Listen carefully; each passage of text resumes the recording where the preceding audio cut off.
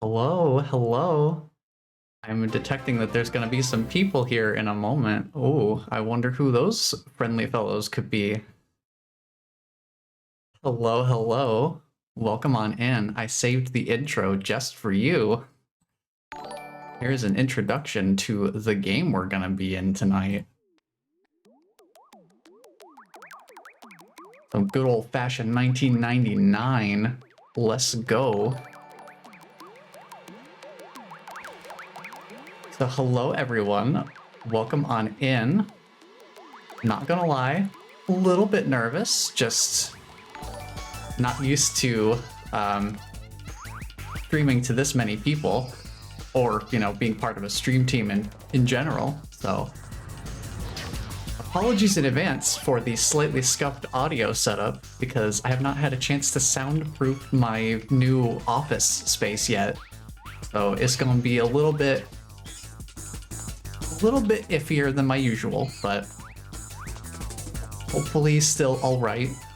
I have filters on my audio for a reason to try and help fix it up.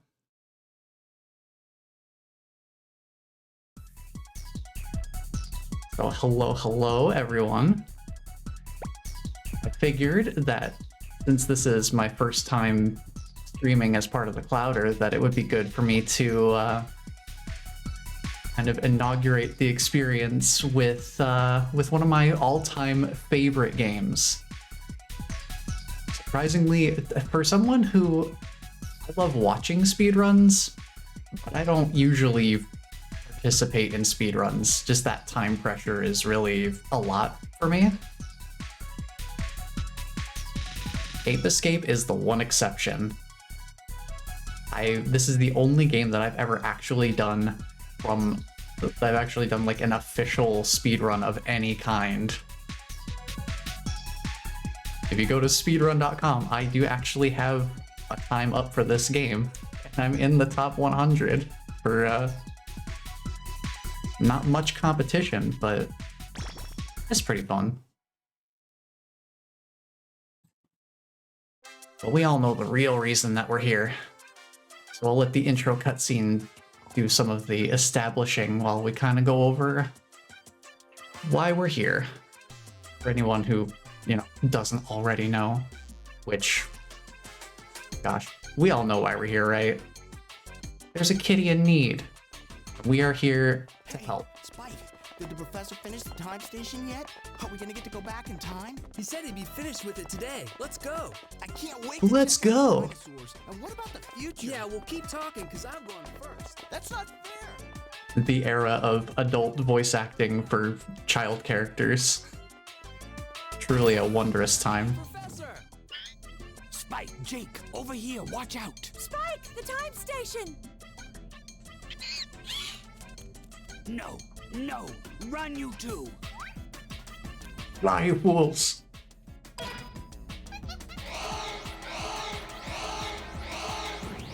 Oh man, these guys are monkeying around, making a mess of everything. And there is not a thought behind those eyes. They are just vibing.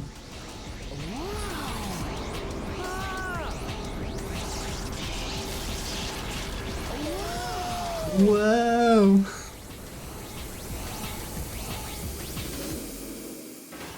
So guys, who do you think the antagonist is? It works. It actually works. We did it, Natalie. We did it. The time station is complete. We don't have time for celebrating. We've got to do something.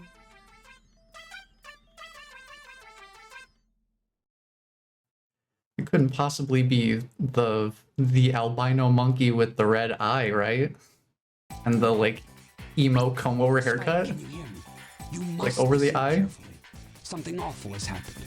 There's been an accident. The time station has been activated by Spectre and you're being transported back in time. You'll soon arrive in the lost land when dinosaurs roam the earth.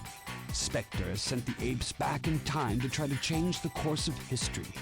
His plans for world domination have begun. And if we don't stop the apes, history will be changed forever. You're our only chance. Two of my gadget inventions, the Stun Club and the Time Net, were also caught in the transport. I want you to use them to catch the apes and send them back here. Lucky us, we've got some tools for the job. Defend yourself against attackers. And when you use it on the apes, they'll be stunned. So we've got a lightsaber and a butterfly net. Those are the two tools that we're going to use to fix history. Our fate is in your hands. We're depending on you. Be careful. Be careful. Don't worry, I definitely won't. We're gonna be doing some interesting stuff in this playthrough. Like I said, this is one of the only games I've actually done a speedrun for, so I am at least somewhat familiar with some of the speed tech. So we'll be trying to do some of that today. But before we hop into that too much, yeah, I never had a chance to play PlayStation All-Stars Battle Royale myself, but that was cool having all those, having like Spike and Sly Cooper, another sadly neglected platformer from Sony. The Sly Cooper series on its own is also one of my favorites. Each game is good for its own reasons. But I did real quick want to address the actual, like, why we're here, especially since Pascal's gonna be lurking. I appreciate you dropping in, and hopefully I'm able to, you know, help you with taking care of, well, Gwen Stacy. It sounds like she's getting better, which is good. But yeah, we've got medical and dental bills to take care of, so that is why we are here as part of this raid train, to try and help fundraise to help Pascall. If you would like to donate to the fundraiser, I have the pinned comment there, but we also have the link here for anyone who's interested, and I believe you can also donate anonymously if you don't want your name attached to the donation.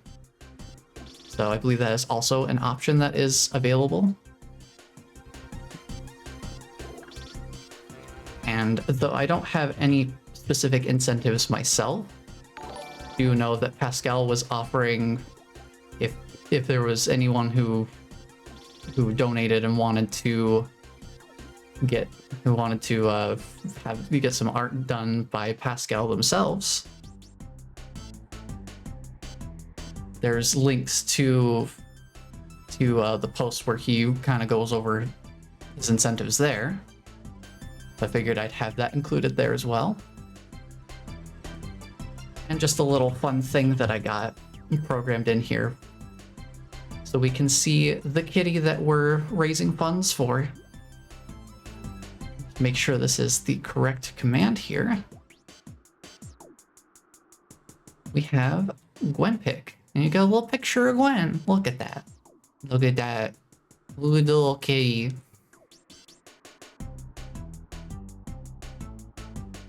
So we got a little assembly of the images of Gwen. So if we want to pull up Gwen pics, all we gotta do is just go Gwen pic.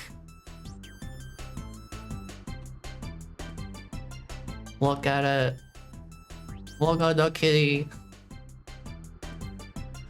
That is why we're here. I remember Charlie from starting the whole raid train off. They were saying that they were wanting to set up like a do it for her, like Simpsons style, but instead of Maggie Simpson, it's just pictures of Gwen. I thought that was a really fun idea.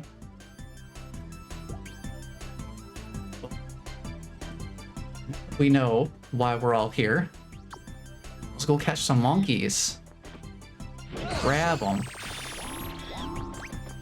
Everything starts off simple enough. Just go grab monkeys.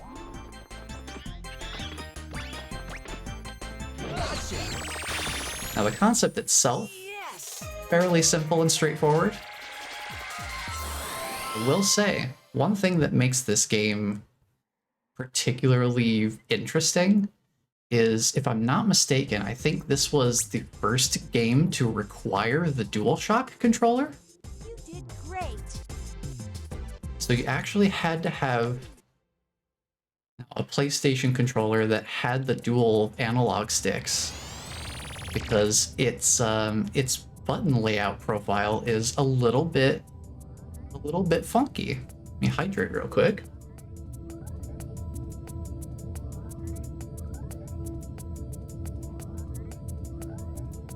Because as you can see on the screen there, you've got sort of like a like an Ocarina of Time setup, where the 4 face buttons are assigned to different gadgets that we can swap between.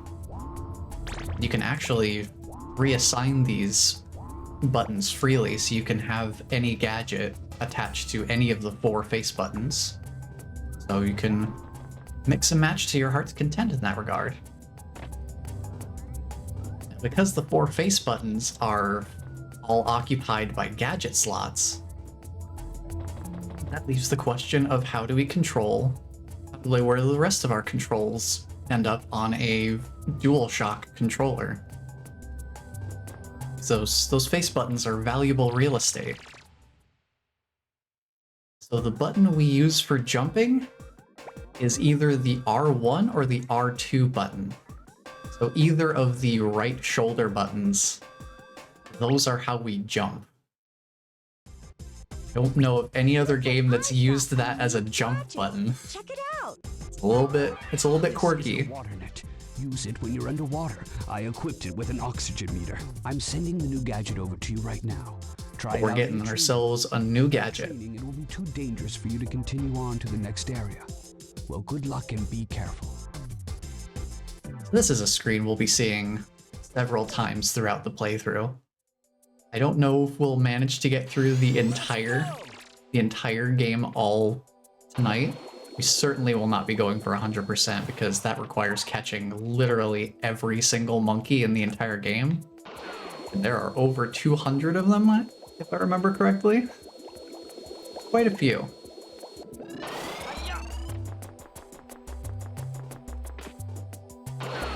Yeah, we can dive in the water. We actually can catch monkeys in the water with our funky little water net.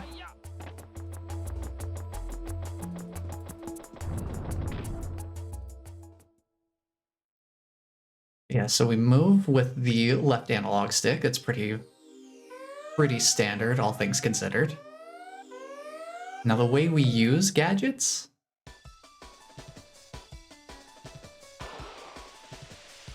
the way we actually like swing the stun club and the time net, you actually use the right analog stick, and the direction in which you move it is the direction in which he swings the gadget. So like stun club, if I move the right analog stick forward, he's gonna attack that way. But if I swing it backwards, you have like full 360-degree gadget control. For things like the stun club, if you spin the stick, you can actually do a funky little pirouette. That's fun. No, he animation canceled me. He got away because his animation removed his tangibility. That's a scary superpower. Intangible monkeys.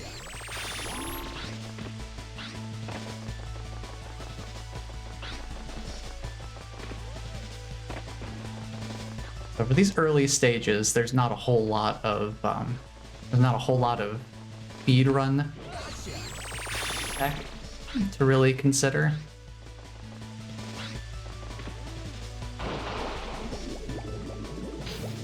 Things start getting a little bit more opened up once we get some other gadgets later. One in particular will really open up some potential. We get this nice little... You did great. You did great. Get a nice little Back with that summary screen.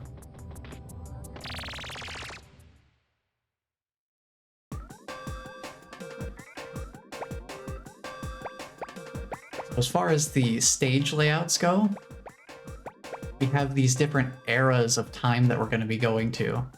So right now we're in the time of the dinosaurs. You might have noticed. You might have noticed one in that previous stage that we were in.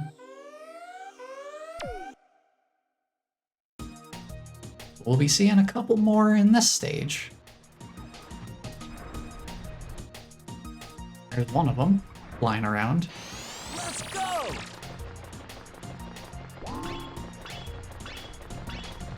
Let's see what other controls.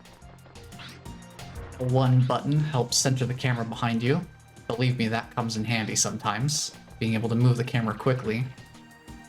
Because manual camera control is on the D-pad, and it only moves about this fast if I'm holding the button down. So being able to turn in a direction and center the camera behind really works pretty well. As a Triceratops, look at him.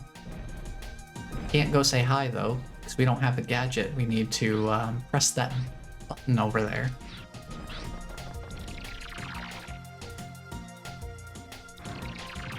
We'll go visit somewhere else. Watch out for these guys. Whoa, he's throwing rocks. Watch out for falling rocks, huh?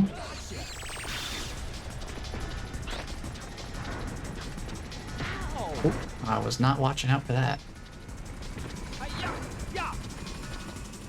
Also worth noting, we do have a double jump.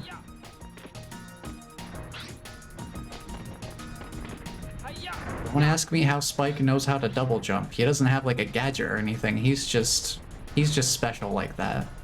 He can just do that. Actually, how many monkeys? We need 2 monkeys. Okay. Grab this one here. And we'll go say hi to a couple more dinosaur friends before we leave this stage here.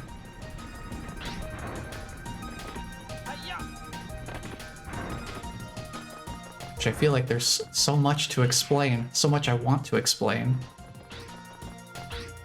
I have to pace myself. There's plenty of stages. We'll have time. We'll have time to talk about things. Here's a mood shift. Look at him. Is the big boy.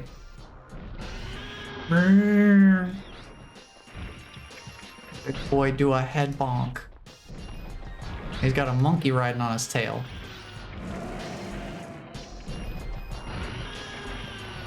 So he does this little like slide.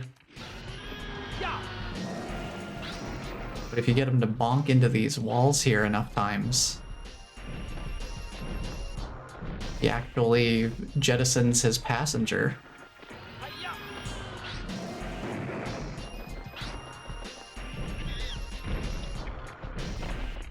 Now, this game does come from the era of, oh, do things 3 times. It's like the rule of 3s that happened in a lot of games. It's like, oh, if you do a thing 3 times, that's like hit a boss 3 times, you beat the boss. This game tends more toward the rule of 5, which is a little unusual, I suppose. It's definitely not a standard number to go with. We'll be seeing a little bit more of like, it takes 5 hits to take out the bigger stuff. Now we're in the mysterious age. We've got these huge jungle landscapes to explore now. Look what I've got, a new gadget. And another Check new it out. gadget. So quick. Here's a monkey radar. It'll help you track those monkeys down. I'm sending the new gadget over to you right now. Try it out in the training room. Without training, it will be too dangerous for you to continue on to the next area. Well, good luck and be careful.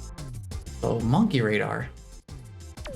Not super useful to me because I've played this game so many times, but definitely useful on a on like first playthrough. Because all you gotta do is just hold a direction, just kind of like scan around, and it actually leads you to the monkeys. So if you're having trouble locating any of those elusive apes, the monkey radar can be very helpful for finding them. You're now on your way to the mysterious time of the jungle ruins. You must navigate through thick jungles filled with beasts never seen before. Go on to explore the temple ruins, but be very careful. The temple is laden with treacherous pathways and dark dungeons. Oh yes, and you may have already noticed one thing. The apes have varying fields of vision, so in most cases you can sneak up on them by crawling around rather than running after them. You won't be noticed as quickly if you remain low to the ground. You'll discover many great things on your journey, but try to stay focused. You must locate all of the apes. Every second that passes gives Spectre a chance to succeed. We're counting on you. Alright, so we're going to the era of ruins and traps. Oh, look who it is. Hello, Professor. My favorite voice actor. It's me, Spectre, the future leader of the new age. That's right. Apes will soon rule the world, just as it should have been from the beginning. Spectre, what's going on I love here? the voice acting in this game so much. Spectre, oh yes. You're the monkey that performs at the amusement. Spectre, oh yes. What? He's that cute little monkey that everyone loves to come and see? But how? Yes, that's right. I stumbled onto this incredible invention of yours, this peak point helmet, and it's given me remarkable knowledge and great powers. And now, I plan to rule the world. And I owe it to you, Professor. Spectre, you must listen to me carefully. I love Spectre's voice acting. Point helmet will It's so augment your good. intelligence to heighten levels when it's worn. However, it is still incomplete. It's never been tested and may be very dangerous to use. I insist. I will that say you one bring thing that's the also point interesting about this game helmet is immediately. Bring how it back. different the European dub sounds to this for this I'm game. sorry, Professor, but it's too late. I've already made duplicate Voice helmets acting for is my like new equally army. charming in a different way. There's no stopping us now. The future is mine. Spectre, buddy, you gotta workshop that evil laugh. Helmet back, Professor. I'm smarter than you. I even figured out how I'm to- smarter than you. I've already sent my armies back in time to rewrite history. No longer will humans be the dominant species. I will rule this world. Don't bother trying to stop me. Huh. Spike will find you. Just wait, you'll see. We're not gonna stand around and let you take over. Spike? That little runt? He doesn't scare me. I've got a surprise for him. Jake! I've always wanted to go up against you. Now here's my chance. I'm gonna have a great time destroying you and showing you who's the real hero. What's happening? He's speaking to us, the player. Do you realize what That's you're crazy. saying? Do you know who you're talking to? Snap out of it. Pull yourself together. Can you hear me? It's no use. Somehow he's been brainwashed. It's no use. Being controlled by Spectre. That's right, Professor. You're very perceptive. The boy you see here isn't the same anymore. He works for me now. This game goes kind of crazy though. It's And no one... we're off to the races immediately out the gate. Well, I've got to go now, but I'm sure we'll be talking again soon. Okay, so funny thing about, you know, voice acting in Ape Escape and the Pokemon anime. In Ape Escape 2, they actually had Misty's voice actress play Natalie here. And then the gosh, I can't remember. It's been so long since I played the second game. But the protagonist of Ape Escape 2 is voiced by Ash Ketchum. So it is Ape Escape 2 is just playing Pokemon, but you're catching monkeys instead of Pokemon. It's kind of funny. It was a real surreal experience playing that game for the first time and hearing that. Just like, whoa, Ash Ketchum, what are you doing in my funny monkey game?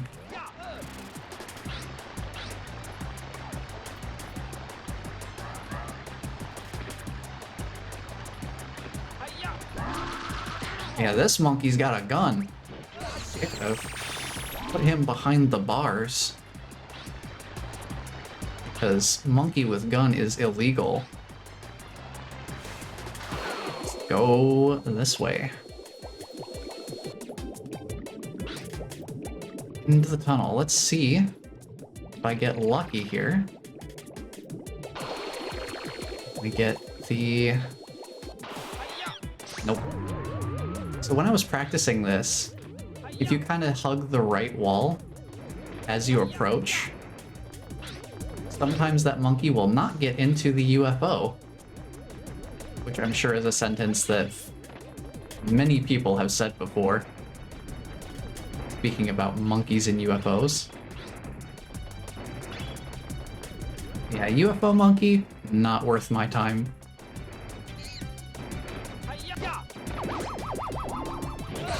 Surprise monkey from the sky!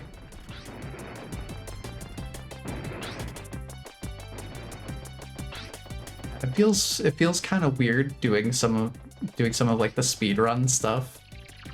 Just thinking about how it looks for somebody who's never played this game before.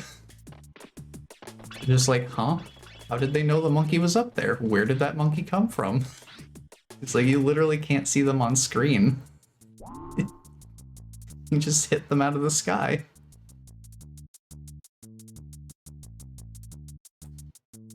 Man, would you believe this game also has stealth mechanics? You can actually, like, crawl around. And it changes the music, too. That's always something I found really cool about this game, is it has... You know, you have your normal soundtrack, and then when you're sneaking, it pulls back the soundtrack.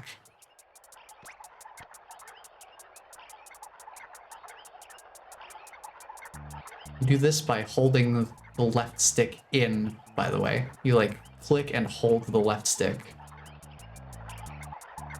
Then you can also click and hold the right stick to curl up, and that makes you even stealthier, but you can't move.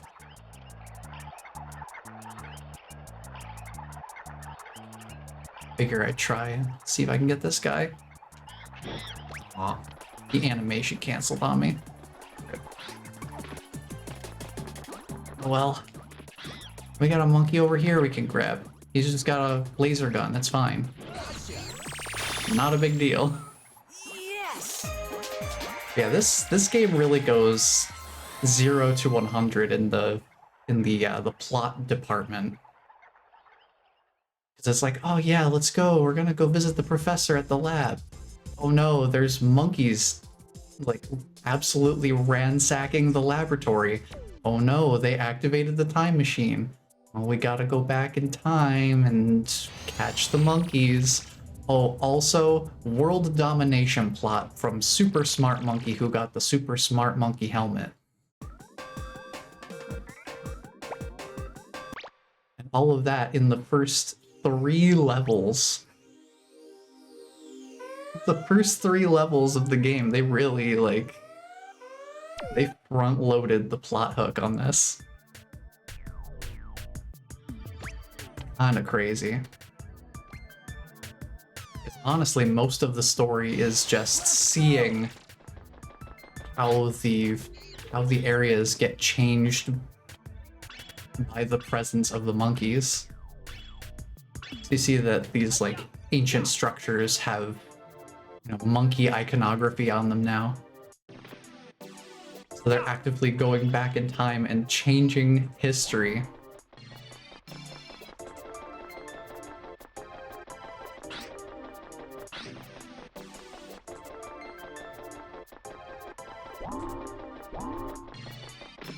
Yeah, most of the story is environmental changes that are being made by the monkeys, and also just visiting a bunch of different time periods, which is pretty cool. It certainly gives a good framework. Yeah. It gives a good framework for having a bunch of very different feeling areas to be able to just go to different periods of history. And if we get a chance to later, we might even see some not so historical locations, or at least eras of time. Get something actually a little bit more modern.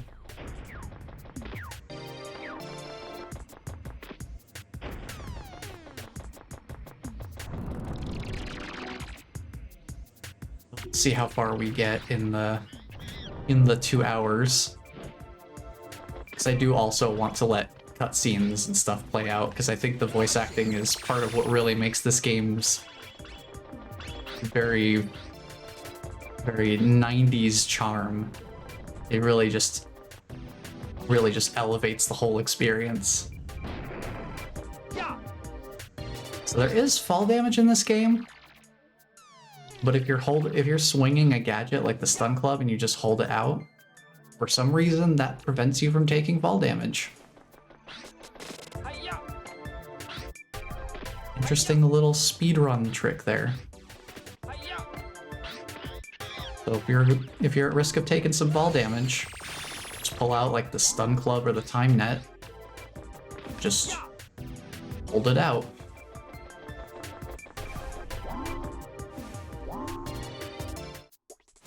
Now we did see this earlier. There's a little bit of variety in the different monkeys.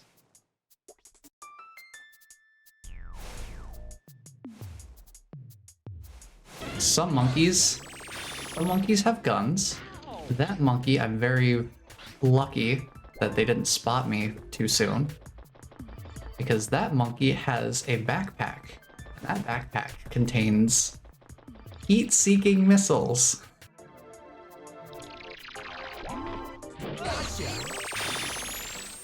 Yes! As you can imagine, heat-seeking missiles are very problematic for a kid in a t-shirt and shorts with no personal protective equipment to speak of, at least as far as like armor or anything.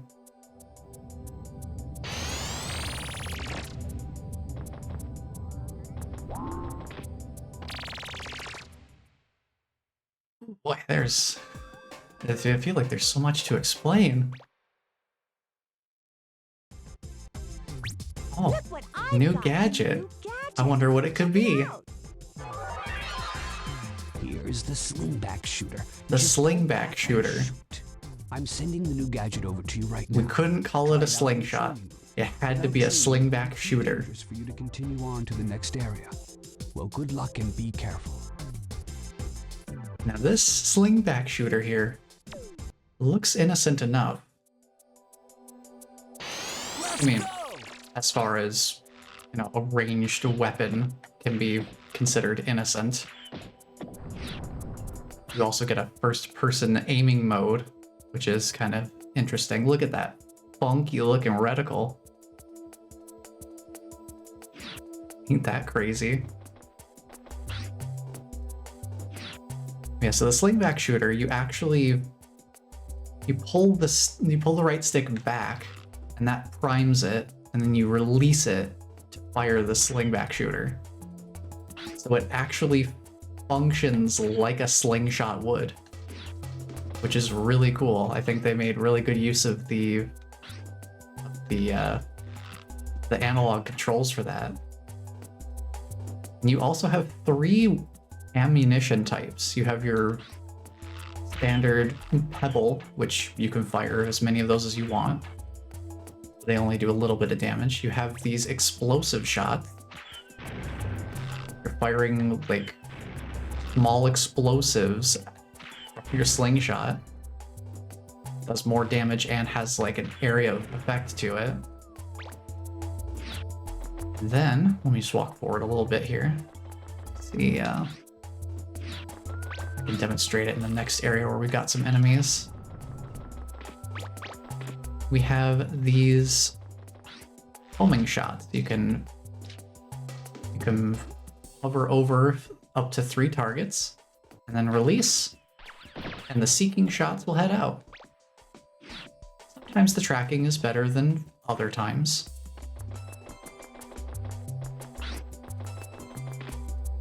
Now there is a speedrun tech in this particular training area that you can do to skip all of these enemies and just go straight to the exit. But because I don't want to have to, restart a level, I'm gonna be playing it safe and not doing any out of bounds shenanigans, because I don't know them well enough to be confident in them. Like, I can do them with a little trial and error, Let's go! but I'd rather not risk it if I don't have to.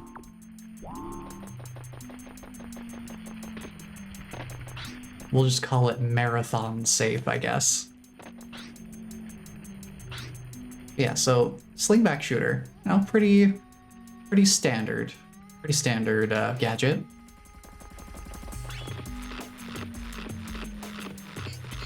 Totally working as intended, by the way. Totally can just fly. It's fine. We don't worry about that. So yeah, for some reason there is a way to use the slingback shooter in combination with the jump to be able to just like get infinite jumps.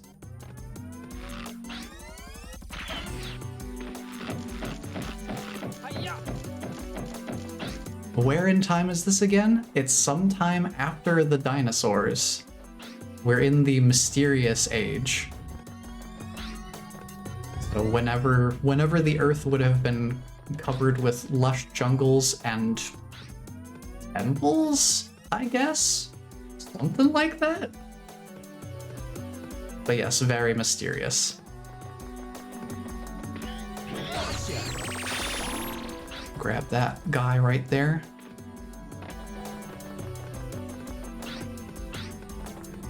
See, I'll try not to go too crazy with using the infinite jump to go places, because there's a lot of stuff that can be skipped, as you can imagine, by being able to infinitely jump. I'm trying to think, how many monkeys do I have right now? I've got 3 more I need. We can actually just keep going to the end of the stage.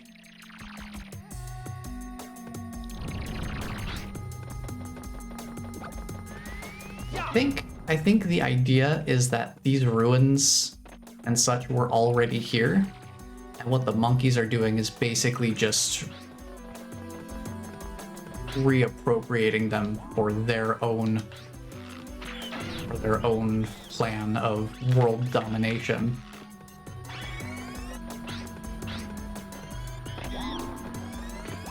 I think that's the idea.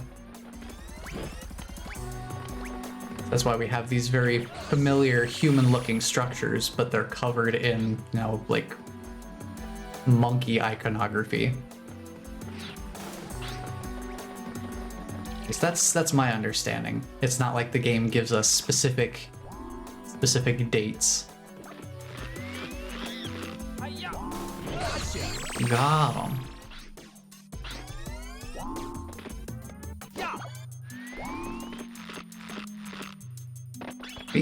I used to be kind of iffy on pulling off those infinite jumps. That's why I had to practice a little bit before today.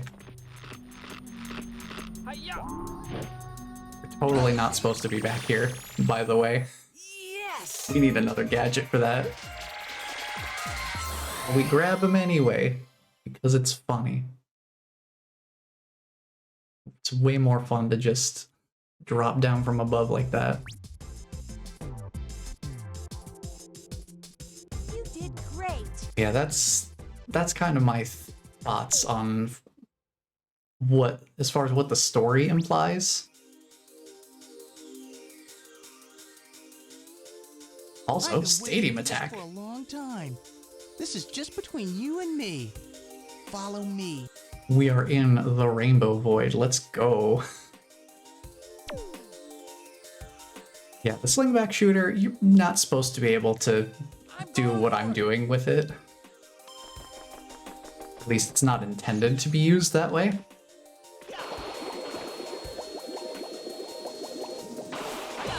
So that is definitely outside of the scope of what the developers had intended. Ooh.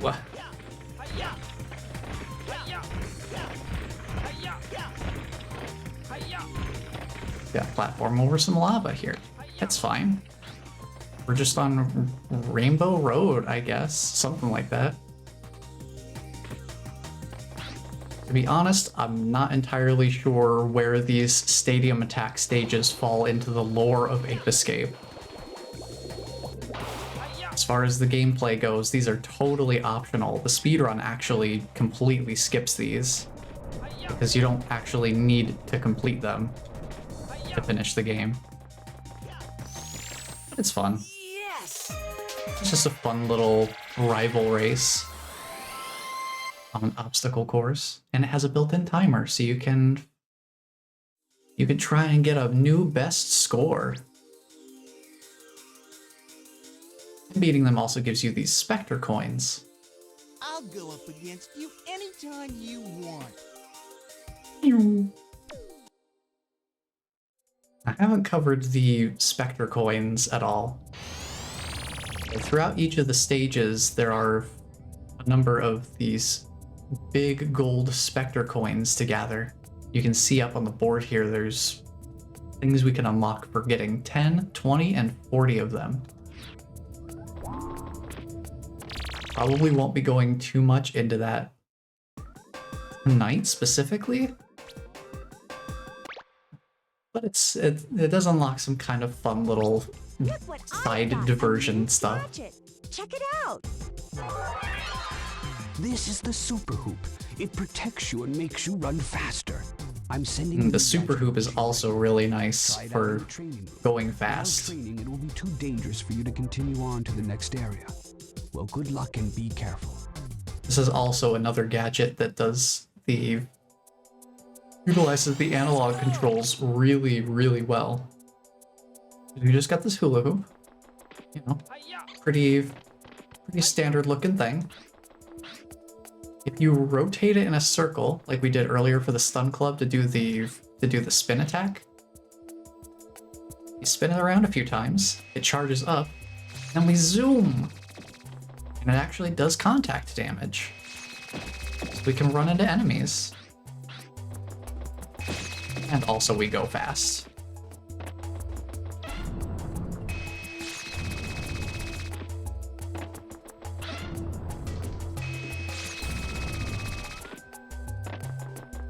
It is a little bit goofy, but it is fun.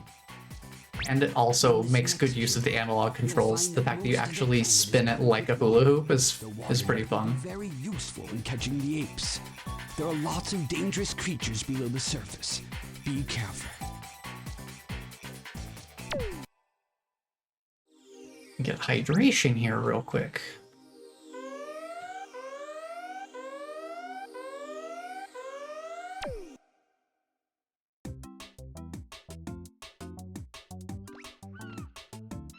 Also, some of the most fun sounding music in the whole soundtrack right here.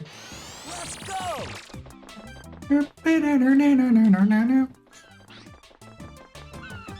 Welcome to the beach episode. Beach episode of Ape Escape. Let's go. This is one of the most notable areas in the game for engine lag, though. The way the ocean is like rendered in or something, this area just really chugs. This is not even like a hardware issue. This is just how the game is. To the point where one of the things they do in the speedrun is specifically turn the camera away from the ocean to avoid the game slowing down. This monkey's really just hopping around here. Come here, buddy. Come here. Come here. Get in the net. Come here. Come here.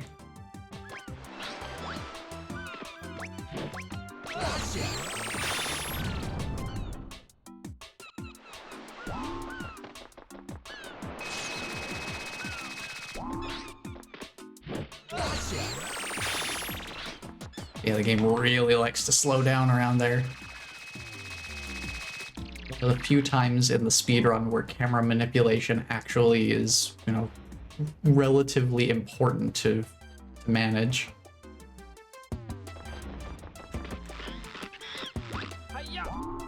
Grab them. Yes! Yeah, I'm not supposed to be able to do that with the slingback shooter. We do, funny enough, we will get a gadget later that is purpose-built to give us extra height, not infinite height. You did great. You know, height and distance beyond what I would get with normal jumps. How often do you think the speedrun uses that gadget, considering that we have an infinite jump we can perform?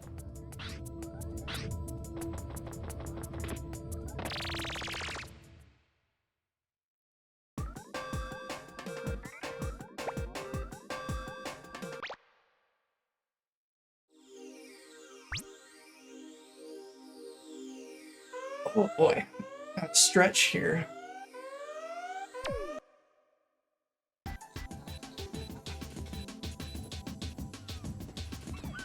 Let's get a picture of Gwen up here. For anyone who has not heard what we're doing here today, take this real quick opportunity to just like stretch as well. We are here to fundraise for Pascal's cat, Gwen, who has been having some troubles lately. And we got some medical and dental bills they gotta take care of. So we are here to help support Pascall in taking care of some of those. Here is the kitty that is in need. Gwen Stacy. For anyone who is interested in participating in the fundraiser and helping to chip in toward helping with those medical and dental bills, have the GoFundMe here, and I believe you can donate anonymously if you so choose. But Pascall is also offering, for people who donate, they're offering to do some art for people who have donated. So there's more details in those links there for anyone who is interested, if I could speak proper English.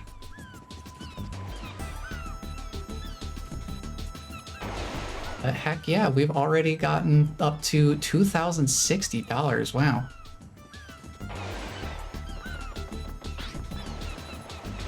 Yeah, we've been making a difference out here. There's a kitty in need. I knew I had to be involved. I'm just honored to have the opportunity to participate in something like this.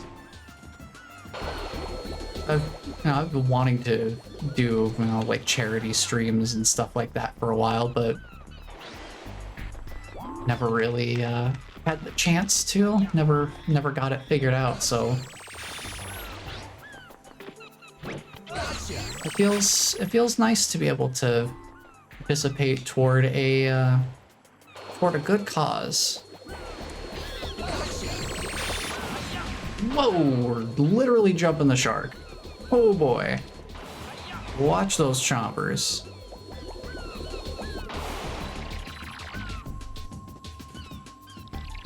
Yeah, that was a pretty close one. Cutting it close with those chompers.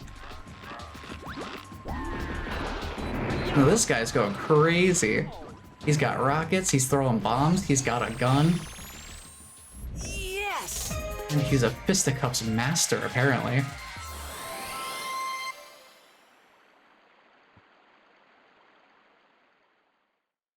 Yeah, any amount of money that goes toward that fundraiser is greatly appreciated. I know Pascall he's been so grateful for everyone helping out with the fundraiser, and even just being here and being helping us by spreading the word and being part of this 24-hour raid train. That helps out too. So thank you all for being here and hanging out as we fundraise for a kitty in need.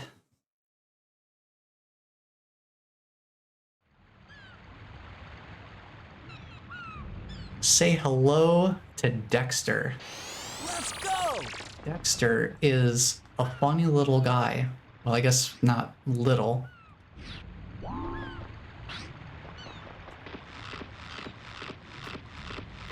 But what is Dexter? Well, that question is up for debate. Hey, I'll just wait for them to come to the net. Why chase the monkey when the monkey will just catch themselves? What is Dexter? It's quite an interesting question. He is a creature, but he is also an entire level of the game. Welcome to Dexter's Island. This is the level. And it's got some of the funkiest music. Oop. I don't feel like trying to chase this guy down if I don't have to. Well, I'm gonna have to. Sneaking isn't really possible with this guy. This room is a bit of a nightmare. Because these, I don't know what you want to call them, reverse uvulas? What they look like. Bounce you around. The camera flips around all sorts of weird different ways. And that's one of the aggressive monkeys that has a bunch of... They like throw bombs, they've got a gun. They're one of the hyper-aggressive monkey types.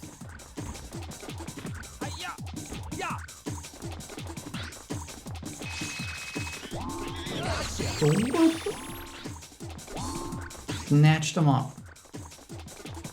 It ain't even a thing.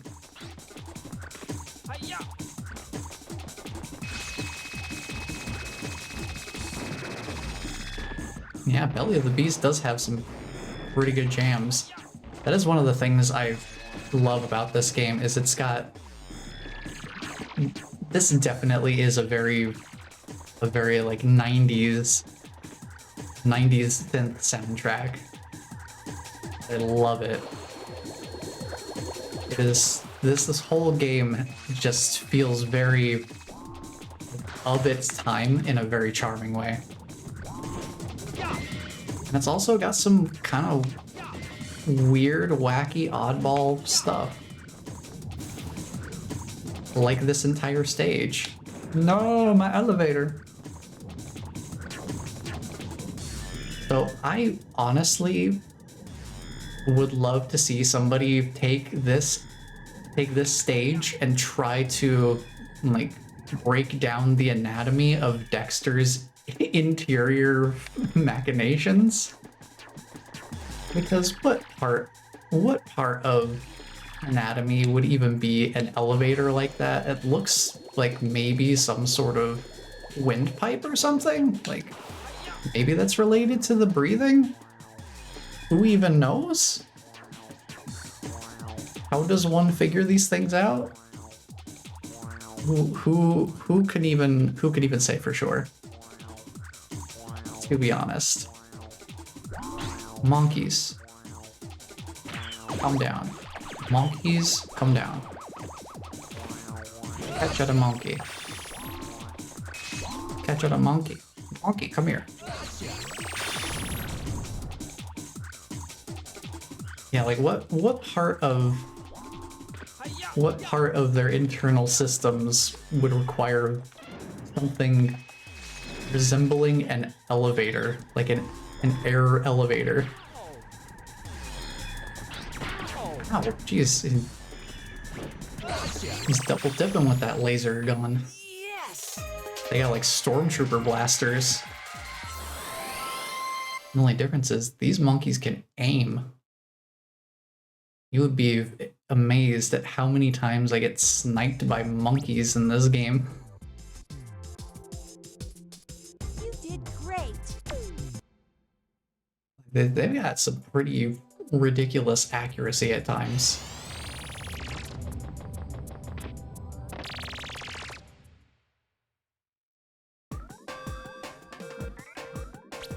What? Oh yeah, Ice Age. The Ice Age is here. You know what that means? You're heading towards the Ice Age. It will be extremely cold in this next area. It's The planet cold. is covered with ice, and in some areas with strong winds, the temperatures will drop below freezing. The apes have adapted well to their new surroundings. Take full advantage of the gadgets so you can quickly move on. Professor didn't have much to say about the Ice Age. It's just, it's cold. Use your tools. Keep going. That soundtrack though. Let's go! That bass line is immaculate.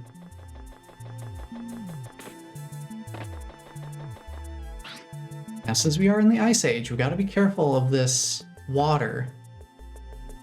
For all intents and purposes, this, like, water, kind of treat it like lava. It serves the same purpose in that it will cause a bunch of damage. Hey buddy, how's it going? Could have stayed in the igloo.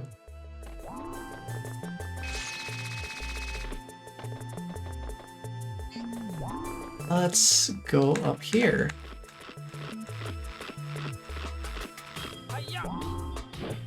Okay. One thing I have not touched on very much is that monkeys. We've seen monkeys wielding different weapons and such, so that's not really totally. We haven't like totally left that uncovered.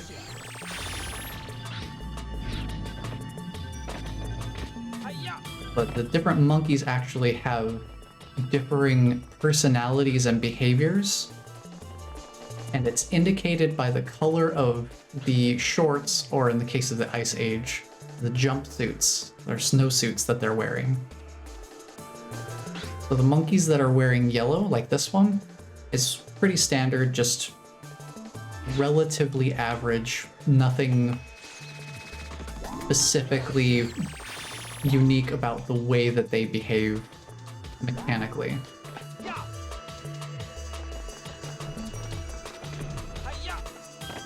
The monkeys that have, what is it, black pants? Monkeys that are wearing black and usually have some sort of fades or, you know, more aggressive glasses with like the points on the ends of them. They're more aggressive. They're usually the ones that are wielding guns and throwing bombs. So the monkeys with the black pants are definitely ones to watch out for. They're the ones that will not hesitate to fight back with their own arsenal of weaponry.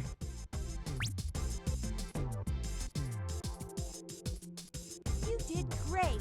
That monkey that we caught at the end there was wearing kind of like this light blue turquoise kind of color. Those monkeys tend to be more timid. They're not as likely to physically fight back. They mostly just tend to try to... They either create distance Or if they don't have anywhere to run, they'll just kind of like be there. It's like, where are they gonna go? Look what I've got, a new gadget. Those three Check it out. colors in particular are kind of like the most common. Skyflyer. It'll take you to high places. I'm sending you Here's the our instructions actual, right now. you know, Try it out gain in more training. height gadget. Without training, it will be too dangerous for you to continue on to the next area. Well, good luck and be careful. This is how we're supposed to get height beyond what our normal jump would give us. Not slingshot. Again, very good use of the analog controls. Operates in a similar way to the super hoop, but instead of going fast over the ground, you go up high in the air. And you also have to keep spinning the analog stick to continue using it. If you let go and stop spinning the stick, it does actually stop using the sky flyer. Good to know if you need to drop more quickly. But not only can you get more height with this thing than you would with a standard double jump, but you can actually glide over longer distances with it too, because it also slows your falling speed. So it is very multifunctional. And it's also another way of preventing yourself from taking fall damage if you need to. If you just swap to the sky flyer and glide your way down, you won't be falling fast enough to take fall damage.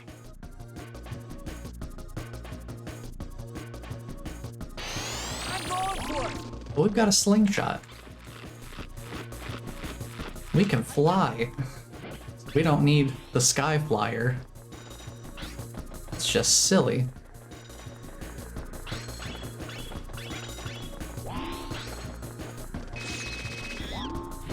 Oh, almost got him. Nice. We got a double catch. Whoa. Whoa. Gosh, I love being able to fly. It's just... I can't... This is one of those things that's kind of like... It feels like forbidden knowledge, in the sense that now that I know about it and I know how to do it, I cannot play this game normally ever again. 'Cause I just use this as part of my normal movement now. It's the way I play the game. Probably bad timing, but...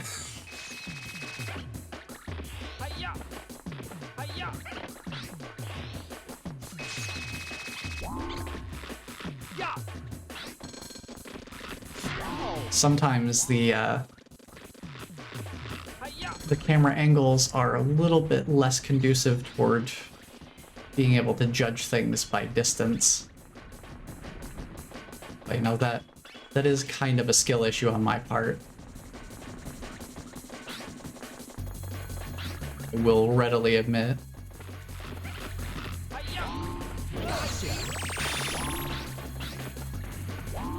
Reminds me of how the last level of Celeste permanently changed the way I play it. I still need to finish that game. I think I've gotten through the first couple of levels. At the time I was playing it, I was not prepared to like really sit down and dedicate myself to learning its nuances. Because that is definitely a game that really emphasizes mechanical knowledge.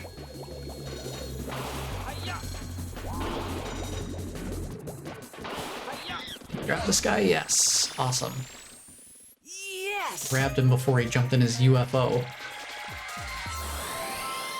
That's another thing too about this game is just like, from as early as the second set of levels, they already have UFOs that they can hop into in certain areas. Great. So it's like you're in this thick, thick jungle. Like some of the earliest times in the Earth's history. And there's also a monkey flying around in a UFO.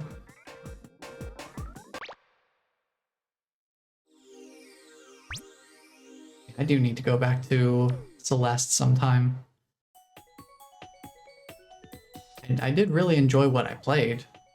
I'll say that much. Let's go! I do want to return to it.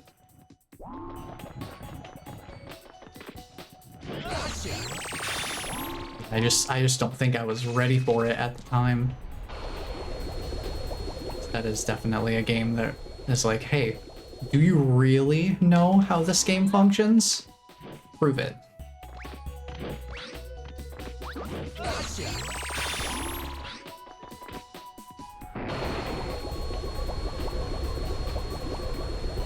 It's a mod that lets you play it with other players. Oh boy.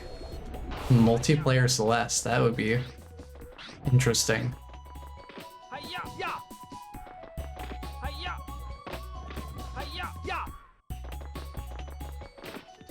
I'm guessing Automod might have caught something there.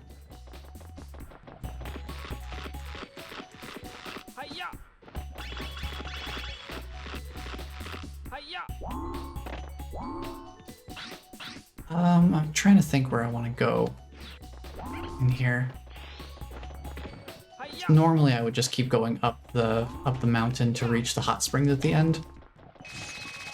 For the sake of showing off something kind of fun/funny for the stream. Check it out, it's a sleepy boy. He's so sleepy.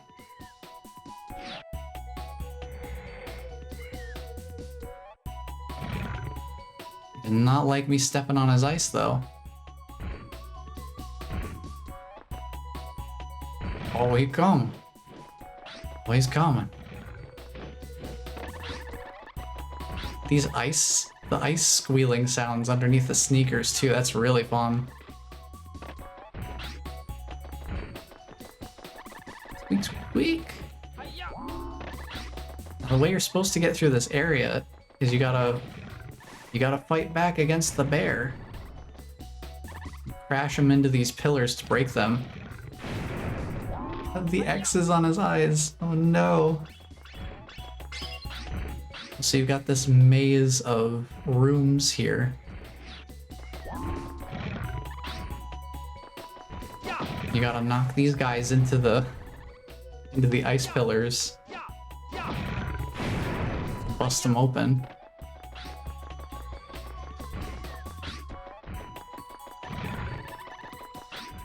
You're basically working your way toward this room at the very end.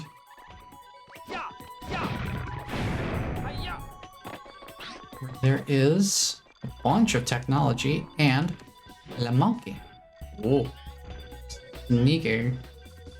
I am the stealthiest. He'll never spot me here. Oh. Oh. Huh? Huh? Huh? Huh? Huh? Huh? Okay, I'll catch him.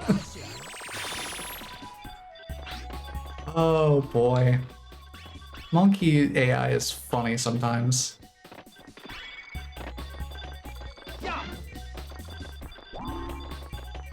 And there's a silly little guy over here too.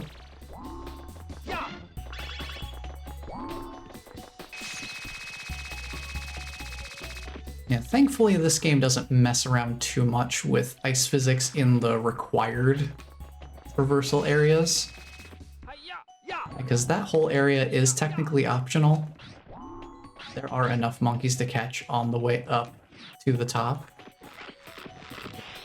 You could totally just never enter that area and it would not affect the game in terms of progression. Well, at least for a standard playthrough. Spin to win, baby.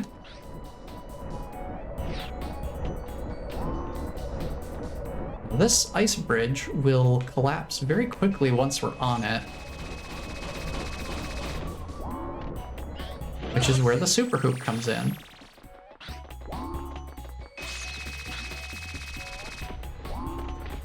Where does this take me? Oh, there's a ceiling there. Okay.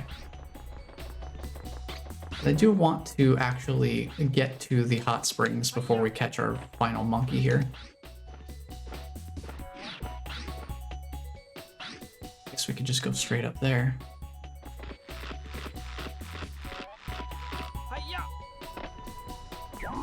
Hey, snowman. Don't mind me, just gonna slow down the game a little bit. Probably that waterfall.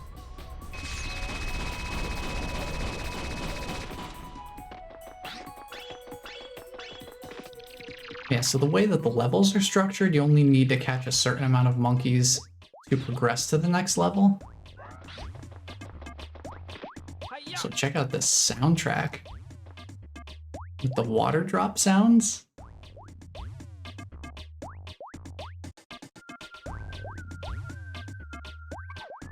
This room is a whole vibe. There's like 3 or 4 monkeys just in this one room alone. So if you didn't catch any of the monkeys down at ground level and just immediately went up here, you'd still probably have enough monkeys to finish the level. Grab them. Yes!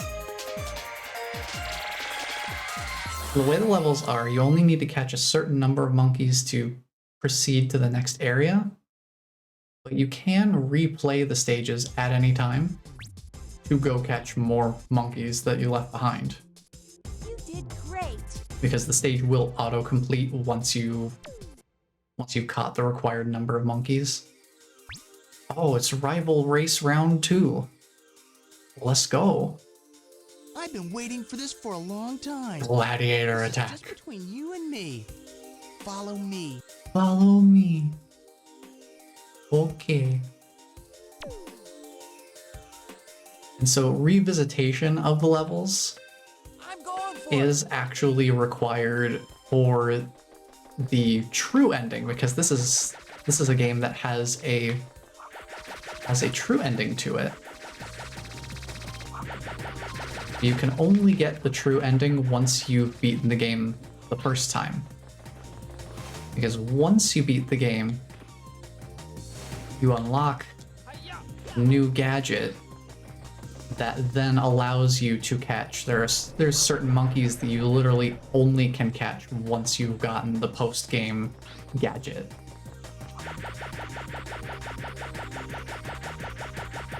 So I guess that just makes sure that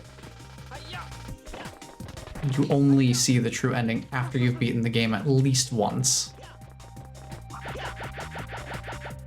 Thankfully, it's not like a new game plus situation, so you don't have to play through the whole game again. You just go back to the stages that still have monkeys and catch all the monkeys. And once you've caught every single monkey in every single level across the entire game, then you can see the true ending. I'll go up against you anytime you want.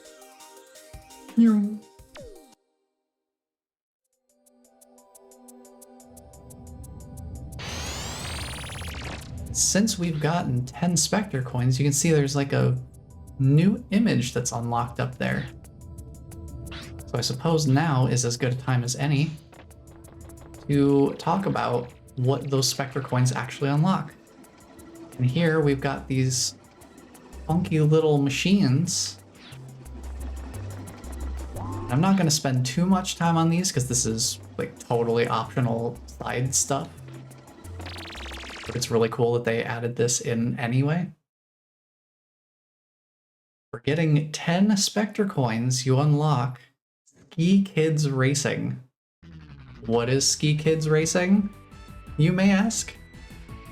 Well, I guess the most accurate thing would be to call it just like a mini game.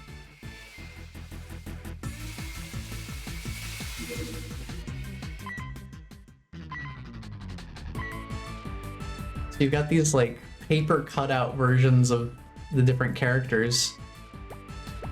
You can actually play as the monkey whose age is 3. The monkey is confirmed to be actually just straight up 3 years old.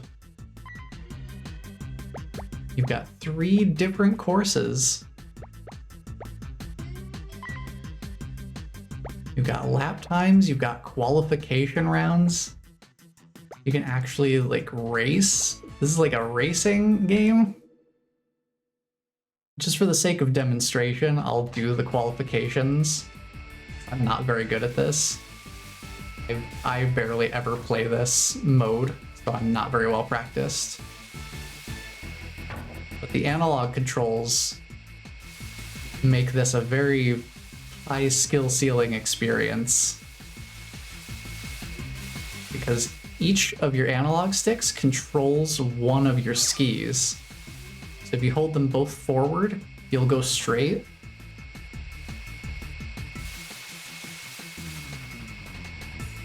And so the whole thing of the whole gimmick is trying to keep them lined up straight together, and you'll see that the flame jets coming out of the back of my skis change color, and you actually speed up if you're able to maintain proper form for long enough. It is really tough though. It's not a very easy game to play. But it is a very interesting diversion, and honestly, now that I think of it, these kind of feel like they could be, you know, like tech demos. Just being like, hey, you know, we made the game, and it is based on having the analog sticks. Wow, I made it to first grid.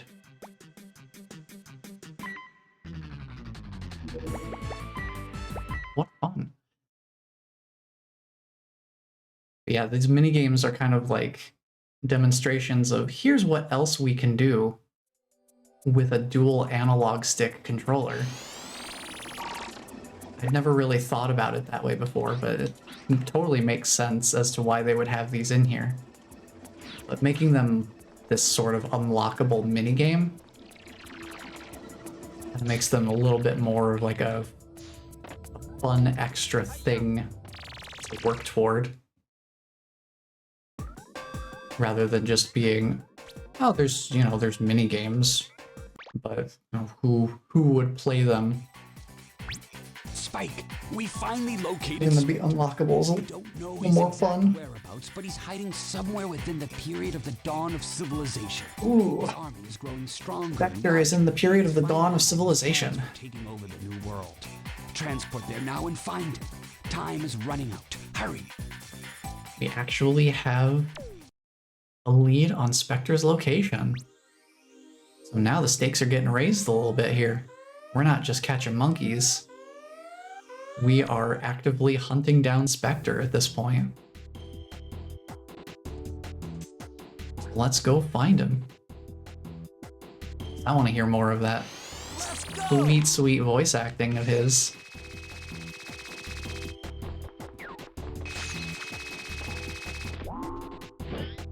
One, two. Oh, I'm just slightly far away. One of the coolest things to see in a speedrun is if they can get that triple catch. Just line yourself up, be in the center of all those monkeys. And you can actually just spin around and catch all 3 of them without moving. It's really cool. Don't worry about the one on the roof.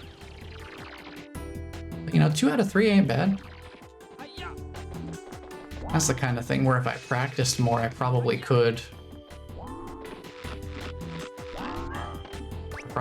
do better about my positioning, be in the right spot for it. Alright, let's see if I can get this guy. He already spotted me. That's a problem. You hear those rockets down there? You hear him launching rockets at me?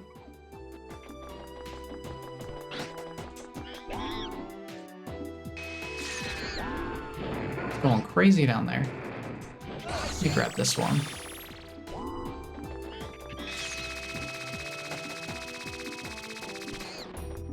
Right. These guys, these dark blue pants, they run really fast.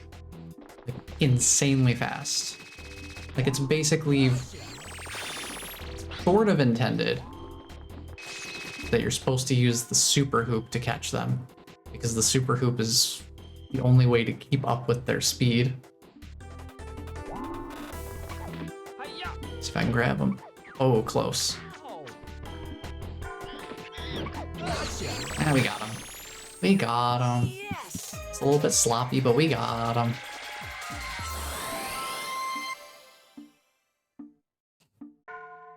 Yeah. The other color of pants I haven't talked about for the monkeys, that one that had the backpack that we just caught, and the multicolored goggles, You did great. they're wearing green pants. The green pants monkeys always have that missile launching backpack that is their one major defining feature. Mechanically speaking, they also all have those multicolored goggles. So they're pretty easy to spot because the green is pretty bright and the goggles are unmistakable.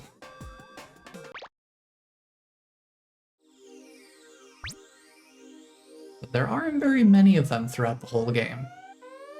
So the green pants monkeys are pretty uncommon, as are the blue pants. Most of what you'll probably see throughout the game is yellow, and then light blue, and then black. Pretty much in that order.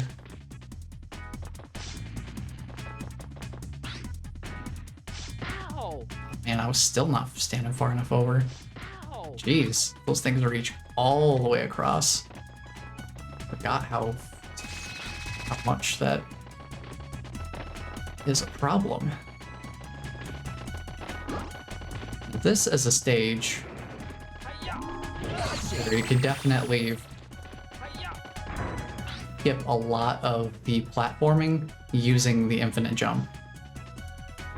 With it being so like open air and all that, you can definitely just go from point A to point B pretty easily. The thing that makes that kind of scary though is because it's open air, you're always doing these infinite jumps over death plane. If you fall down there, that's one life gone. And that's just how it is. It's definitely a lot faster. Cool. Like I said earlier, for the sake of playing things safe, I'm not going to be going for anything crazy like that. Because I would rather not subject us to repeat areas unnecessarily. Pants monkeys, these are usually set up in very specific scenarios like this one. They usually have specific rooms kind of designed around them. And their gimmick is that you're pretty much never going to be able to sneak up on them because they're almost always on instant high alert. So their alert ratings are just insane.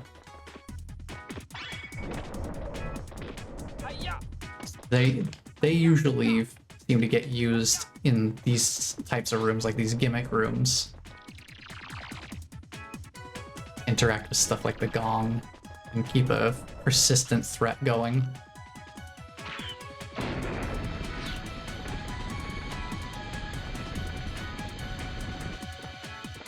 Also, you really have to consider, like, what is the practical purpose of this infrastructure? Like, what is this floating platform with a buzzsaw? Like, what purpose does this serve? What could this possibly be doing? Who designed that and said, yes, this is useful?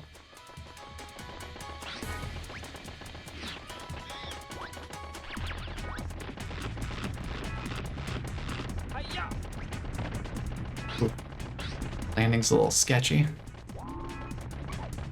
Head down here. Get myself a monkey.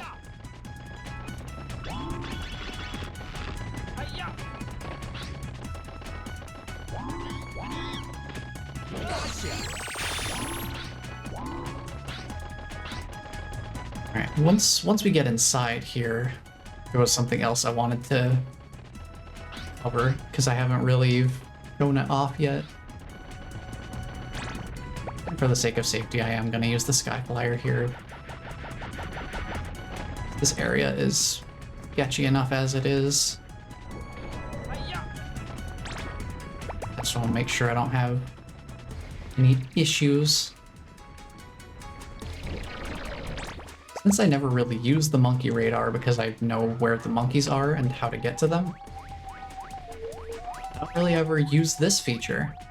Not only does the monkey radar actually, show what direction a monkey is in, you may notice I have a flashing L2 icon over in the bottom left corner here. If I kind of like move out of the way here, you can kind of see it.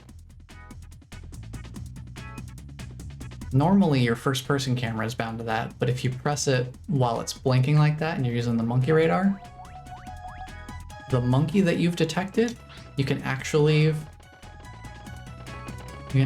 get like a following camera. You can see their stats. So you've got their name, their monkey level, speed, attack, and alert stats, and just like a little blurb about them. Looking for the true path. So you can see Black Pants, 4 points in attack. Definitely lines up. Let's see, I need 2 more monkeys. We can get both of them here. Deal with Mr. Bomb Dropper here. Use me, thank you. Take that. Now, normally you need a different gadget to put into this little gap here, and then you can get this monkey to come out that way. You can also totally just shoot through the wall if you're pressed up against it. He is one of the fast monkeys, though. So probably your best bet to catch him is to catch him unawares with the pure raw speed.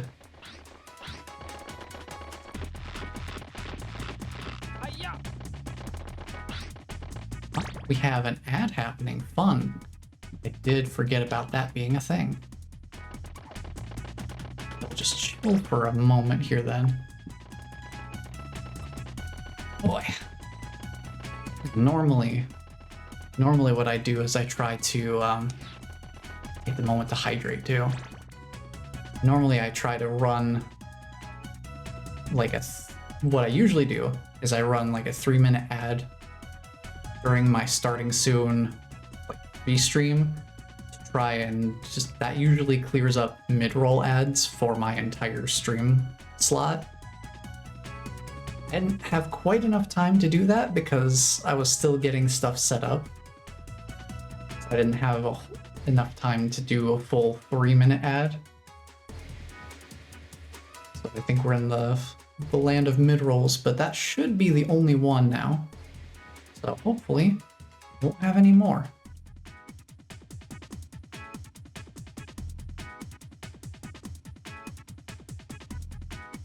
And while we're paused here for a moment, if anyone has joined and does not know what we're doing here tonight, well, I guess over this whole weekend, honestly, we are here fundraising for Pascall to help pay for their cat Gwen's medical and dental bills, because Gwen's been having a bit of a tough time recently. So we here at the Clowder had set up a surprise 24-hour raid train to help raise money for the medical and dental bills. you are interested in donating to that, there's the link to the GoFundMe there. I believe you can also donate anonymously if that be your pleasure. But even if you don't have the means to donate right now, totally understandable. Just being here, hanging out, spreading the word to other people who might be interested in donating to the cause as well, that all helps. And Pascall, I know, greatly appreciates it. He's been trying to make it to as many of these streams as possible because it's just very, very fun to be a part of something like this. Kind of funny that it also happened to be my first time streaming as part of the Clowder team. So I'm trying to do my best here. I'm not really super used to streaming as part of a team yet, but hopefully I'm doing all right.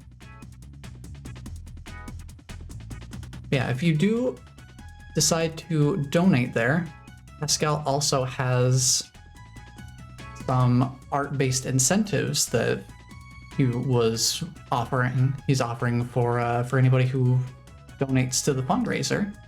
So you can definitely go check those out as well. And if you want to see the kitty in need that we're raising money for, there's a pic of them.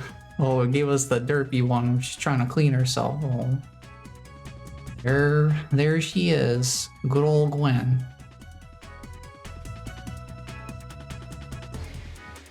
So any and all support is greatly appreciated. Thank you all for being here and hanging out. We got a little bit more monkey catching to do before we pass things along to the next person in the raid train. Whoa, he's going crazy. He's going crazy. Go crazy, ah! Go stupid, ah! He's going for it. Yes! Man, he's wild with it. Oh man, he's going bananas out here.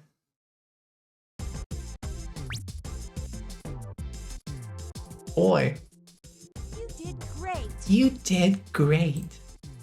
Thanks, Natalie. I appreciate you. Appreciate the encouragement. Just give me one moment here. I actually take another moment to hydrate. I've got a couple of drinks here. I have hydration, but I also have energy.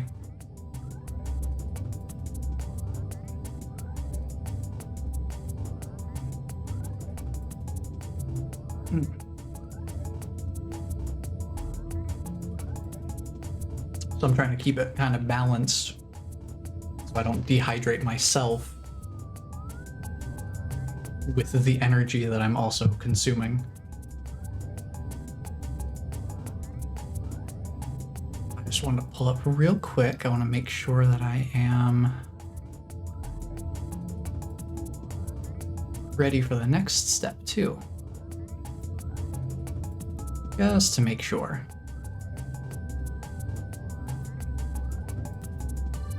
This is my, like I said before, it's my first time being part of the whole raid train.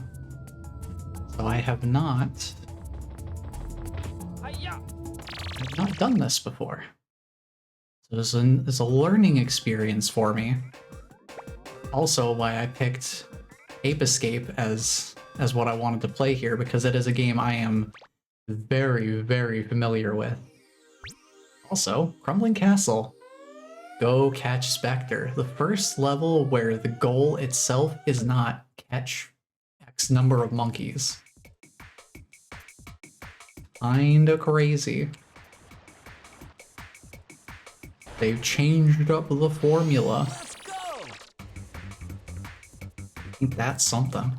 And it also has, you know, some of the best music. This whole game is just like back-to-back bangers, honestly. This whole soundtrack is so good.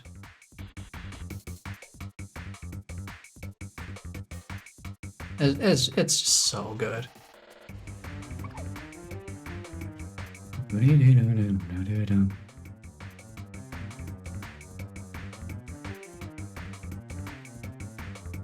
Oh boy, okay. Just listen to this song as it pops, as it just keeps rolling along. It's gonna keep building. It's just layers upon layers upon layers.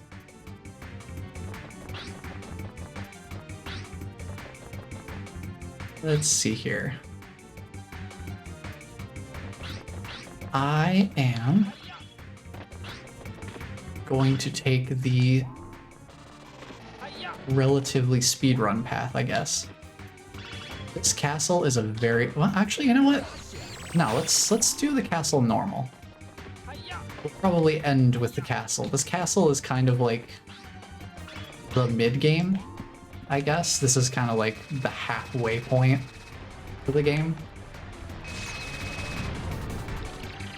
So this castle is a whole thing. You need to catch 5 monkeys to open this door. You do have a number of options of where to go to catch some monkeys. There's one of them here. He likes to hide in these. He likes to hide by the bells.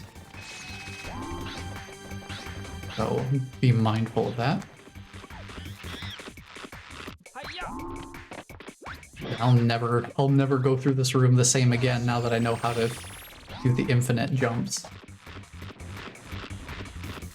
It's crazy.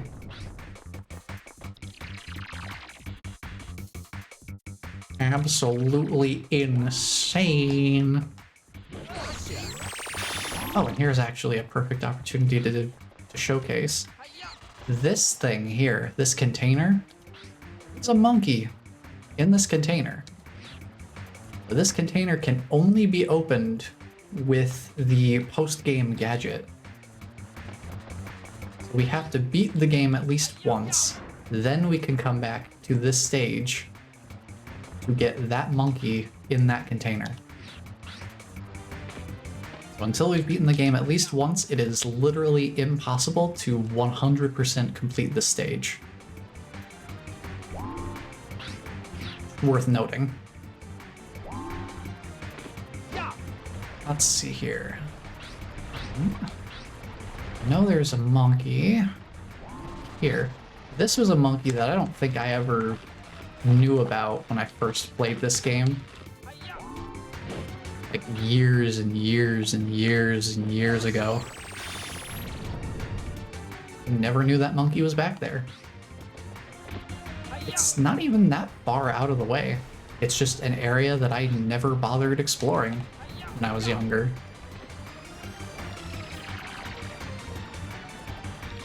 Now we have this door open, so we can go inside. This is a monkey casually sitting on Spectre's throne there. Or I guess maybe it's Spectre's throne. I guess it's not explicitly stated that this is Spectre's castle, it's just Crumbling Castle, where he happens to be. Right, door. So any monkeys we catch after opening that initial door to the throne room are technically optional. But check out this monkey just chilling by the guillotine. He's just hanging out.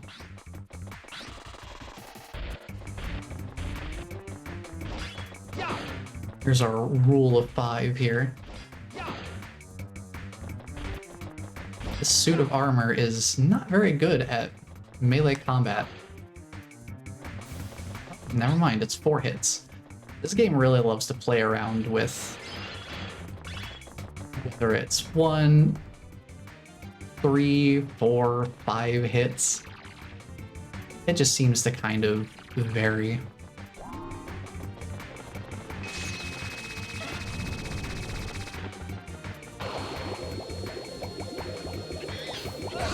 Got him.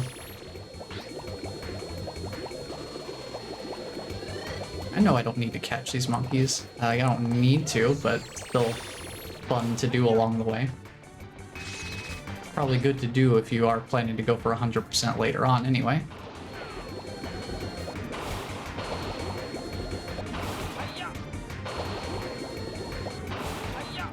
This is definitely not the way you're supposed to go through, but it is viable. It's not even a speedrun strat or anything, it's just me being too lazy to do platforming. And isn't that just the best justification for doing things a different way? Just like, oh, you know, I just feel like doing it different. Get these crankshafts turning, get the gears a-working, and that opens the door on the roof.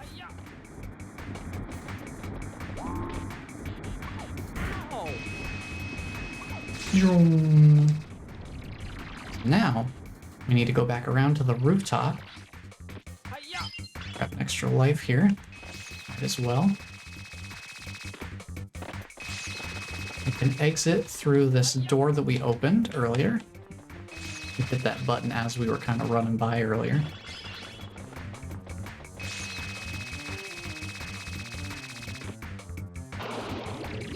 And we'll head back to the roof.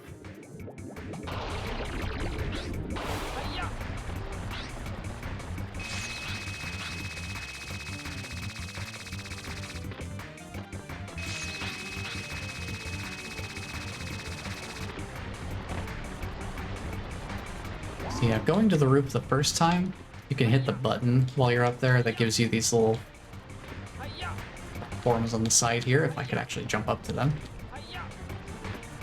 It gives you a bit of a faster way than having to go through the whole, that whole clock tower section again.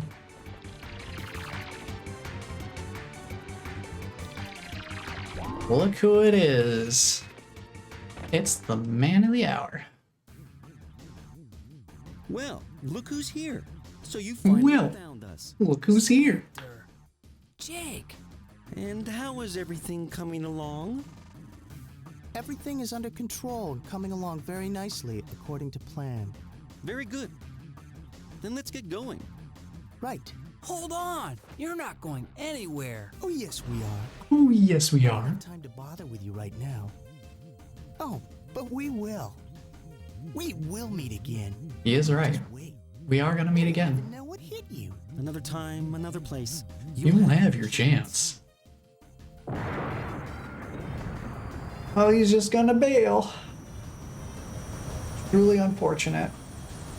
We don't actually get to do anything with Spectre right now. He's just gonna dip.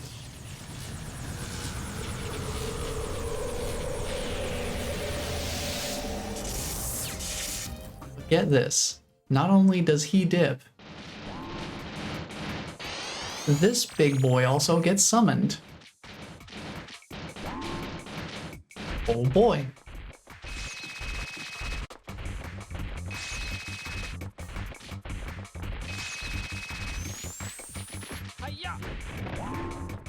This is certainly a boss fight for sure.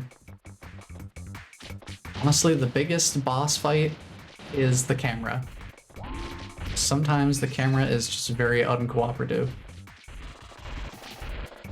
I find it easier to just not move the camera and just run in a circle.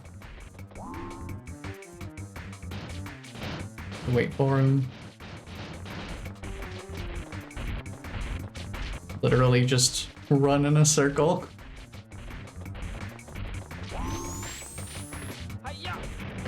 Oops, I jumped a little too early there. There's 3 hits. This is one of those bosses that takes 5 hits.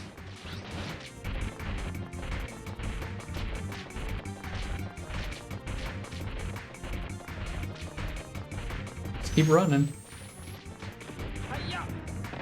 I mean, as long as you don't get tagged by the shockwave, you're probably fine. If you noticed his attack when he actually hits the ground, he can actually spawn health. You can actually spawn a health pickup, which is like, it's pretty nice of them. There you go. Oh, he's tired. He needs to take a nap. Yes! Yes, Spectre got away. Celebrate victory.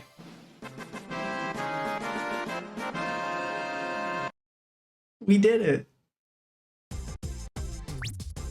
Uh-oh. Where'd Natalie go? Where'd the professor go? Uh-oh.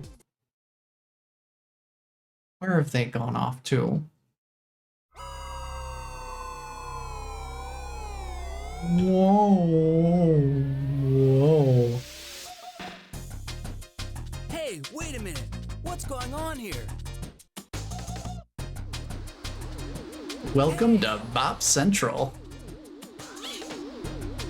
Also, they're driving totally different UFOs. See, this is what they've been doing. They've literally just been going around changing things to It's a UFO! monkeys. Whoa! Please help me! Please help me! Top tier voice acting, I love it. To the lab.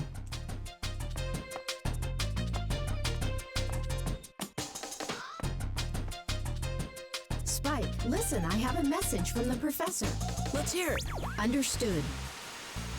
Oh, they left a message for me. Spike, I'm sure you've seen the strange things going on outside. While you were gone, Spectre and his gang of apes swept in and have taken over the town. The entire town is running scared. What is Natalie doing? Turned upside down. It's a mess and we need your help. Here, take a look. Spectre's built his base right in the middle of town. The apes are everywhere. His army is getting stronger and more dangerous. You're the only one who can save us all. You've got the gadgets, now go use them.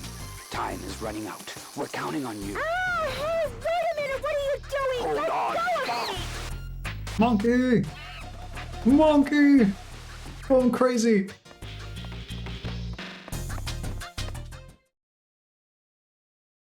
So this is officially the turning point of the game, where we are no longer traveling through the past. We are now in what is referred to as, funnily enough, Futurama.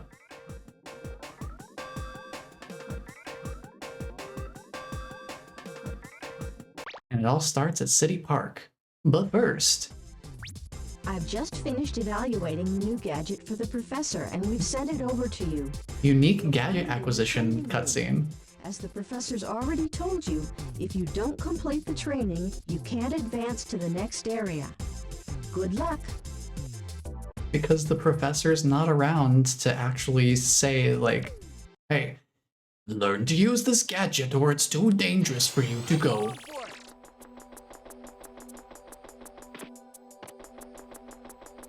Now we got a little RC car. And you just drive it around with the analog stick. It basically works the same way that moving Spike works. You can move them totally independently of each other.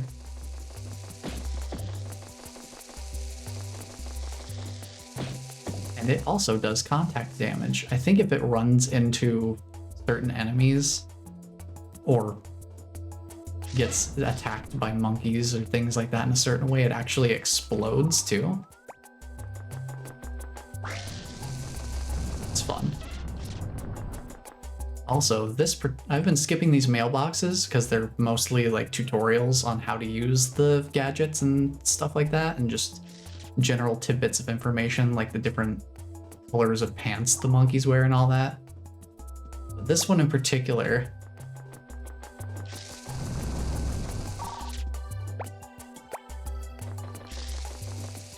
I can't remember, is this not the one? Oh, there's like one more. Whatever the last mailbox is. There's like one final mailbox. Spike, something has gone terribly wrong. The professor and Natalie are We'll get to nowhere that. to be found. The laboratory has been ransacked and much of the equipment has been destroyed. The apes were here, and I believe they've taken the Professor and Natalie away with them. You're now being transported to Spectre's base area. His exact location is unknown. All I can tell you at this time is that his base is an old factory building located in the middle of town somewhere. Spectre's taken it over and is now using it to manufacture weapons. But first, before you head over to the base, find the energy storehouse. The energy storehouse is the heart of Spectre's factory. By destroying this, you'll shut down all the power to his base. The energy storehouse is hidden somewhere within a nearby park. Please hurry! The Professor and Natalie may be in great danger. One more thing. The base has a heavy and very powerful security system that will not be affected by the power shutdown. So be careful. I completely forgot that that was the reason we go to City Park in the first place. Because the gameplay is catch monkeys. I don't think we actually, like, shut down a power bank or anything. I think we just catch more monkeys. That's literally what we do here. Let's go! We out here catching monkeys.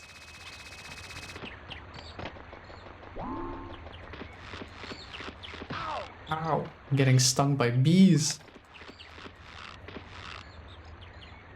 I don't know, maybe those are more like wasps, honestly. Get in the ring! Get in the ring with the champion!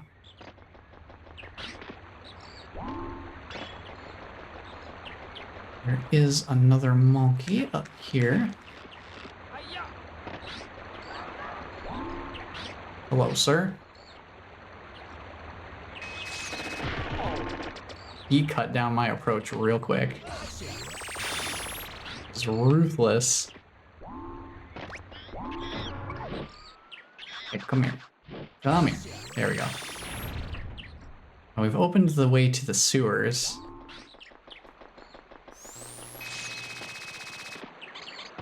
But we can just totally ignore that if we want to, because infinite jumping is absolutely busted. But first, here's what the little slots are for on these structures. You send the RC car in there. The monkey gets startled by the presence of the RC car. And then they, eventually, leave out of one of these slots so that you can actually go and catch them. So that's generally how it's supposed to go there.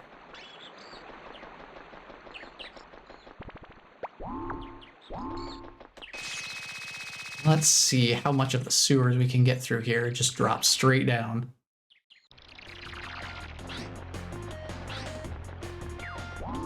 Let's see, because I have magical powers, I can totally just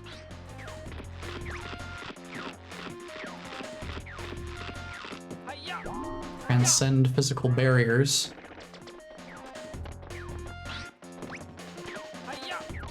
Can I actually get down to him? I think I hit the top of the stage. Ah, I see.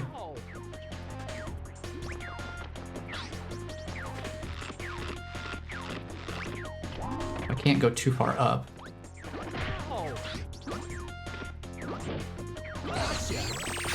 He just about done killed me. I need to fight this little dude now and get some health back. These guys are fun because they split into smaller versions of themselves when you hit them.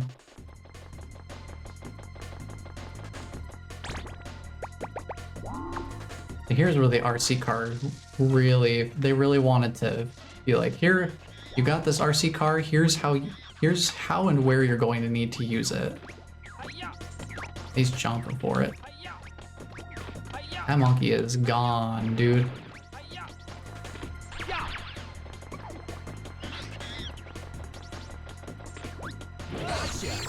Grab him.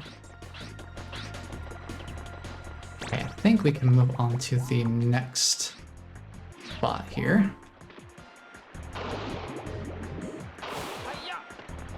These sewers are pretty grody. You got all this like these like muck stained pipes. You can see they're like rusting away. And then you've got this, you've got the barrel room. Why are the barrels doing this? Goodness only knows. Need 2 monkeys. The good thing about these slopes is they're pretty generous in the sense that they let you jump off of them.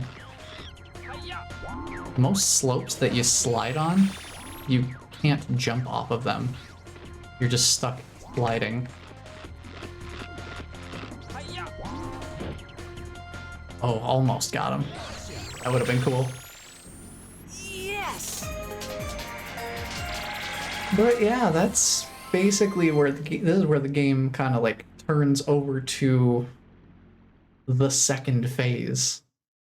Up until this point, we've been going from like the beginning of time for narrative purposes, starting at the dinosaur age, working our way further and further, and now we've kind of wrapped over to the future side, where we start seeing a lot more of the fruition of Spectre's world domination plan.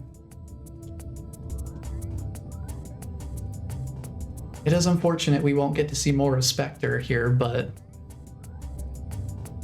in any case, still one of my all-time favorite games. Very fun.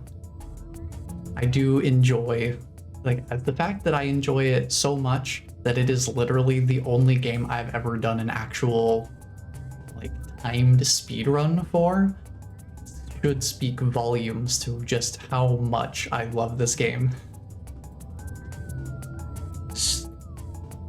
Absolute blast from start to finish. I do enjoy it quite a bit.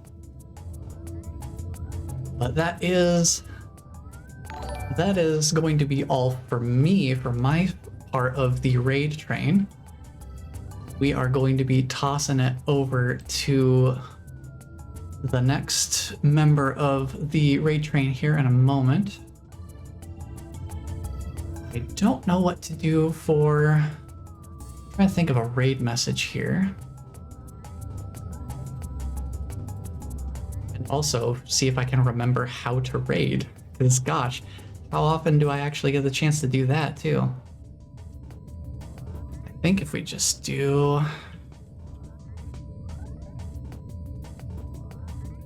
Let me see, there's a raid browser, I could do that.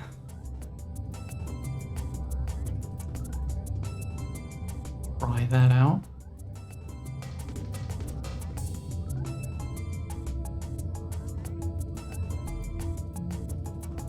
Let's give that a try.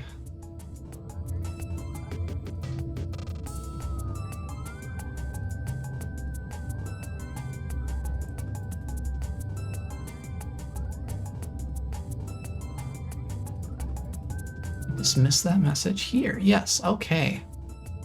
All right, we should be ready to head on over here. Let me get a raid message up here.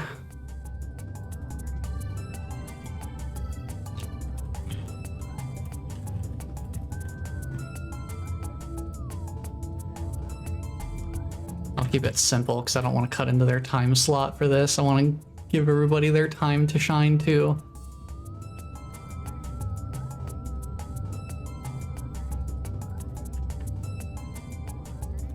Let's see.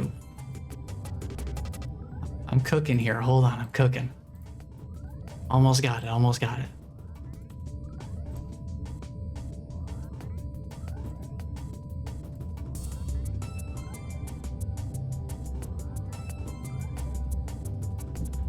I'll just keep it simple.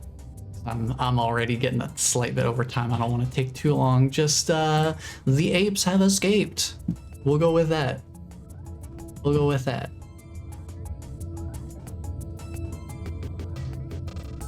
So let's go in here. Let's go toss it on over to Mega for the next time slot. Keep the raid train a going. How about Gwen? Thank you all for being here and hanging out. Let's go give Mega some love. Thank you all for hanging out and enjoying Ape Escape with me. I love this game. Gosh, I love this game. I could play this game literally anytime and I would enjoy playing it because it's so much fun. So thank you all for being here and joining me with this. Let's go see how Marvel Rivals is treating Mega tonight. I'll see you there. Be there or be square, as they say. Alright, see you there.